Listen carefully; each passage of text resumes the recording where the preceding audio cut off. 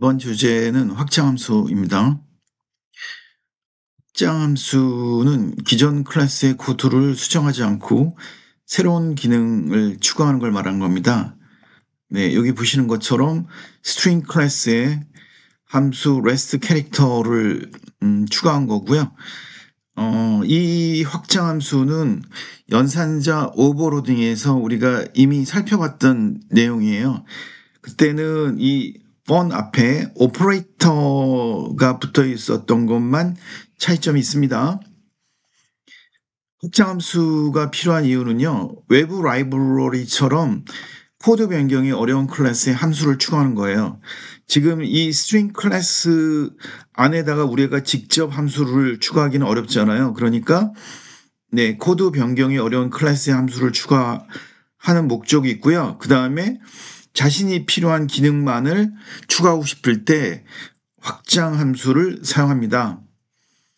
확장 함수를 정의하는 방법은 클래스 바디에서 정의하는 것도 있겠지만 이거보다는 클래스 바깥에서 확장 함수를 정의하는 게 일반적입니다. 여기 보시면 네, 이 확장 함수 이름 앞에 클래스 이름이 필요해요. 이 클래스라고 하는 거는 이 확장 함수를 호출하는 주체가 있잖아요. 그걸 우리가 수신자 객체라고 얘기하는 겁니다. 여기서 코틀린이 수신자 객체이고요.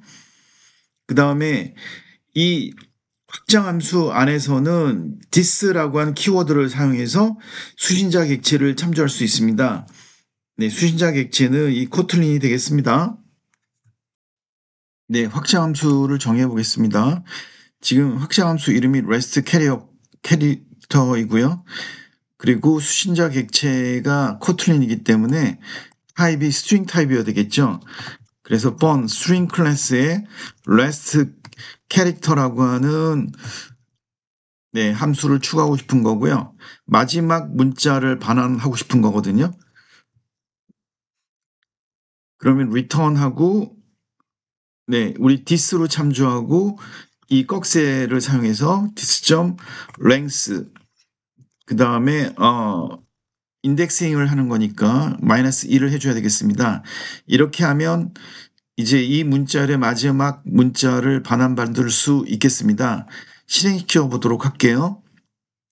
그러면 마지막 문자가 소문자 n이니까 n을 반환하는 걸 볼 수가 있습니다.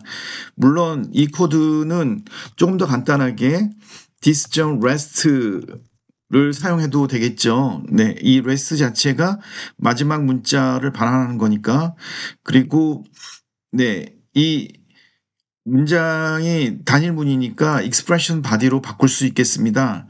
그래서 우리 바꿨던 것처럼 네, 이와 같이 바꿀 수 있겠습니다.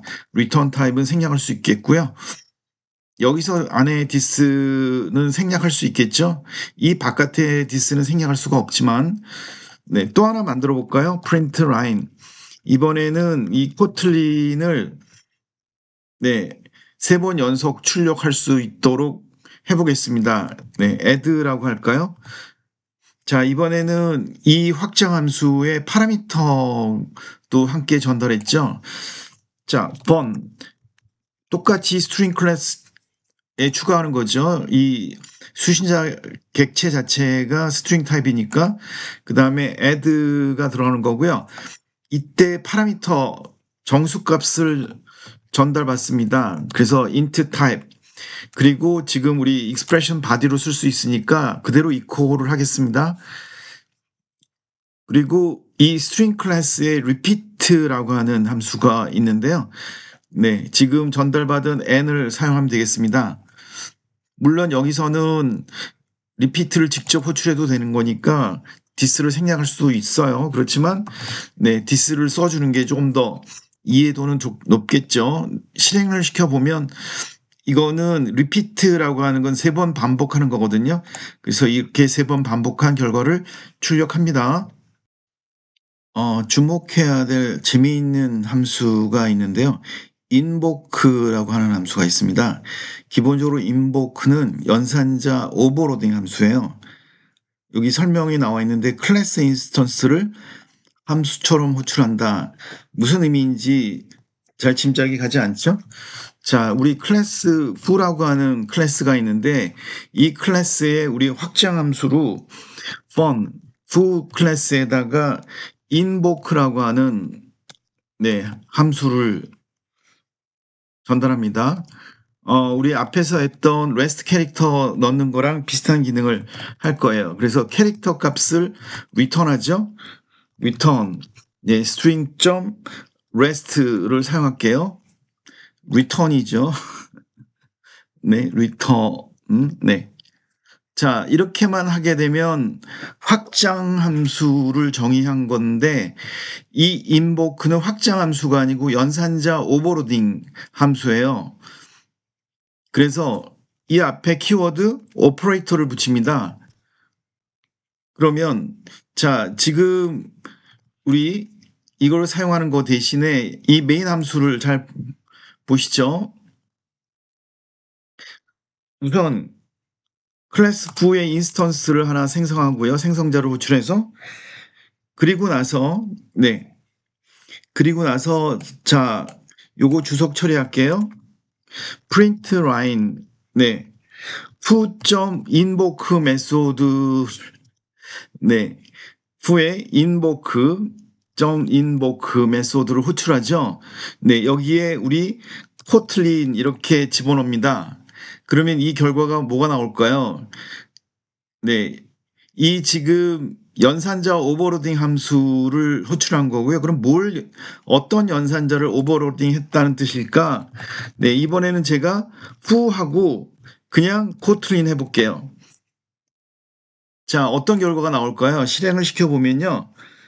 둘 다 소문자 n을 출력하죠. 그러니까 foo.invoke를 하더라도 이 문자열의 마지막 문자를 반환하지만 invoke를 생략해도 마지막 문자를 출력해요.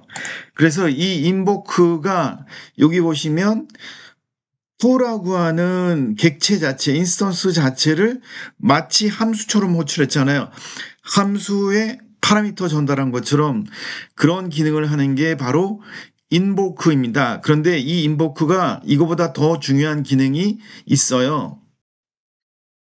앞에서 봤던 것처럼 이 invoke는 연산자 오버로딩 함수이죠. fun 앞에 오퍼레이터가 붙어 있으니까. 그래서 우리가 이 invoke를 호출할 수도 있지만 연산자 오버로딩 했다는 건 이걸 생략할 수 있다는 거예요. 이걸 생략을 하게 되면 이 인스턴스 자체가 마치 함수인 것처럼 호출할 수 있게 해주는데 두 번째 특징은 자, 우리 지금 확장 함수를 정의했습니다. 확장 함수를 정의했는데 이 REST 캐릭터라고 하는 확장 함수를 이제는 이 콜론이라고 하는 멤버 참조 연산자를 사용해서 참조할 수가 있어요. 그래서 이거를 우리가 함수를 참조했다라고 얘기하는 거고요. 그렇다면 이렇게 참조한 이 reference라고 하는 변수는 함수 타입을 갖습니다. K 펑션 0이라고 하는 복잡한 이거를 reflection 타입이라고 하는데요. 그래서 이 콜론을 사용하게 되면 이 확장 함수도 기존 클래스의 멤버인 것처럼 참조할 수가 있고요. 그렇지만 이 reference라고 하는 건 함수 참조 타입, reflection 타입을 갖게 됩니다. 그러면 이 함수 참조 타입은 기본적으로 연산자 오버로딩 함수인 invoke를 포함하고 있어요. 그러니까 reference.invoke를 호출하거나 reference를 호출해도 이 함수를 실행해 주는 겁니다. 이게 나중에 우리 이제 본격적으로 고차 함수니 람다식을 다룰 때 이 함수 참조에 대해서 집중적으로 얘기할 거거든요. 그때 중요한 의미를 갖습니다. 자, 함수 참조라고 하는 거는 우리 앞에서 확장 함수 REST 캐릭터를 정의했죠. 이거를 이렇게 참조할 수 있습니다. vel reference 해서 string 지금 코틀린이죠. 코틀린 점 이렇게 하는 게 아니고요. 콜론을 사용해서 이 REST 캐릭터라고 하는 멤버를 참조할 수가 있어요. 그러면 이 레스 캐릭터를 참조했을 때 이 레퍼런스의 타입은 K 펑션 0 캐릭터 되어 있죠. 네. 저게 무슨 뜻이냐면 K 펑션 0의 캐릭터 타입 이렇게 선언했습니다. 그죠? 그러면 지금 에러 메시지가 나오는데 임포트가 필요한 거거든요. 임포트 코틀린 점 리플렉트 점 K 펑션 0 이렇게 쓰면 이제 없어지죠. 이 캐릭터라고 하는 거는 반환 타입이 캐릭터라는 의미거든요. 그러면 이 레퍼런스라고 하는 거 이와 같은 타입을 리플렉션 타입, 함수 참조 타입이라고 하고요. 그러면 이 함수를 실행을 시켜야 돼. 참조만 하고 있지 실행을 시키지 않은 거거든요. 그럼 실행시키려면 invoke라고 하는 메소드 우리가 정의하지 않았지만 이 함수 참조 타입에는 연산자 오버로딩 함수인 invoke를 갖고 있는 거고요. 이렇게 하거나 앞서 우리 한 것처럼 그냥 reference 이렇게 해도 실행 결과를 볼 수가 있는 겁니다. 네, 둘 다 NN이 나왔죠. 그래서 두 가지 의미. 이 invoke라고 하는 거는 연산자 오버로딩 함수이고 생략할 수 있다. 그래서 그 의미 자체는 이 인스턴스 자체를 마치 함수 호출하는 것처럼 사용할 수가 있고요. 특히 함수를 이제 참조하는 거를 곧 우리가 다루게 될 텐데 이 함수를 참조하는 타입이 함수 타입이 있고 이 지금 나타낸 리플렉션 타입이 있습니다. 그런 것들을 사용해서 함수 참조를 할 수가 있고 이 참조한 함수를 실행하기 위해서 invoke 메소드를 호출하거나 invoke 자체가 연산자 오버로딩 함수이기 때문에 생략할 수 있다는 겁니다. 네, 확장 함수 중에 우리 기존 클래스에 추가하는 예를 보이질 못했죠. 자, 지금 스튜던트 클래스에 종합시험을 봤는데 통과됐는지 실패했는지 has passed라고 하는 기존 클래스에 정의된 메소드가 있는데 여기에 장학생 대상인지를 우리가 추가하고 싶어요. 네, 그러면 확장함수 개념이라는 거는 그냥 이 클래스 안에다가 우리 is scholar 이렇게 추가하면 되겠습니다. 그러면 똑같이 이제 int라는 값이 필요하겠고요. 부울리안 값을 반환하면 되겠죠. 부울리안 값을 반환하면 되겠고요. 이 지금처럼 익스프레션 바디를 사용해서 표현하도록 하겠습니다. 스코어가 95점 이상이면 장학생이다 이렇게 할 수 있으면 이제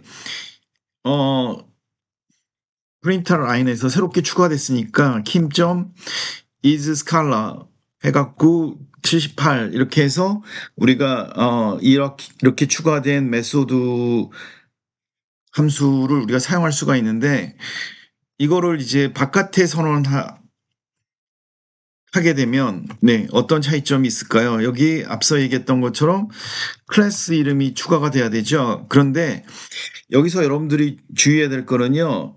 이렇게 클래스 바깥에서 선언했을 때는 한 가지 문제점이 있어요. 이 스튜던트 클래스에 정의된 모든 멤버를 다 액세스할 수 있을 것처럼 보이지만 이와 같이 프라이빗으로 선언된 것들은 이 스튜던트 클래스 안에서 참조할 수가 없습니다. 네, 예를 보여주기 위해서 여기 리턴 문장을 쓰도록 할게요. 여기서 스코어가 아니고 this.name 이렇게 참고하면요. 어떤 에러가 나오냐면 cannot access name string 참조할 수 없다. 왜냐하면